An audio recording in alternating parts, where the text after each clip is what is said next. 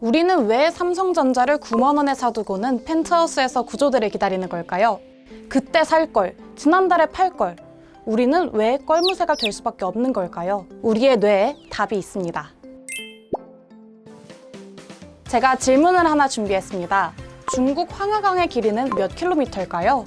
힌트를 드리자면 2만 킬로미터보다는 짧습니다. 18,000, 15,000 정도 생각하셨겠죠? 정답은 5,464km입니다. 만약 제가 5,000km보다는 깁니다 라고 말했다면 여러분들은 6,000, 7,000 언저리로 추측을 하셨겠죠.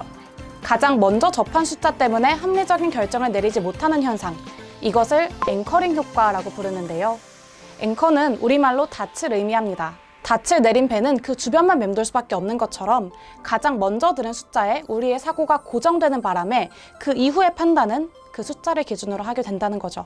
이 개념은 심리학자이자 행동경제학의 창시자인 다니엘 카너먼과 아본 스트버스키에 의해서 제시됐습니다. 카너먼은 한 가지 실험을 했습니다.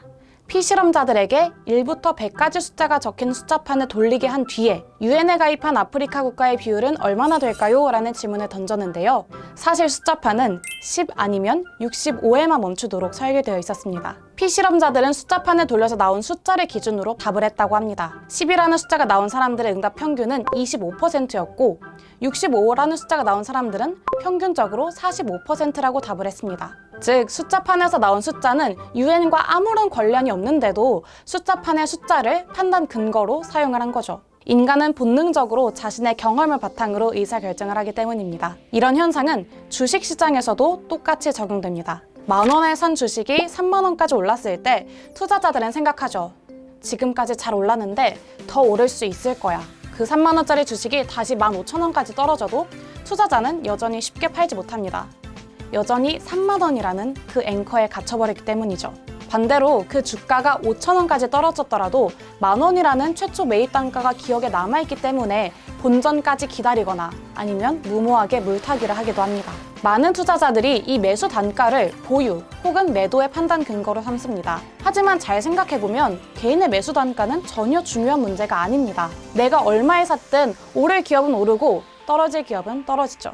높은 가격에 샀다고 해서 그것이 주가에 영향을 주는 것도 아니고요. 조금 더 직설적으로 말하자면 여러분의 매수 단가는 아무도 모릅니다. 그러니까 내가 그 기업의 주식을 적정 가치에 샀는지 이 기업의 향후 주가가 더 오를 것인지가 매수와 매도를 판단하는 근거가 되어야 되는 거겠죠.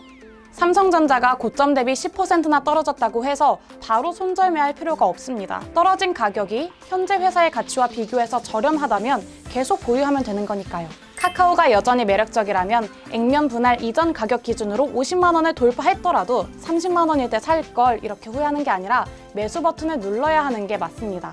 말은 쉽다는 것 저도 인정합니다. 주식시장이 불확실하기 때문에 앵커링 효과에서 벗어나기 힘든 것도 알고 있습니다. 그렇다고 해서 잘못된 기준을 바탕으로 휘둘리면 안 되겠죠.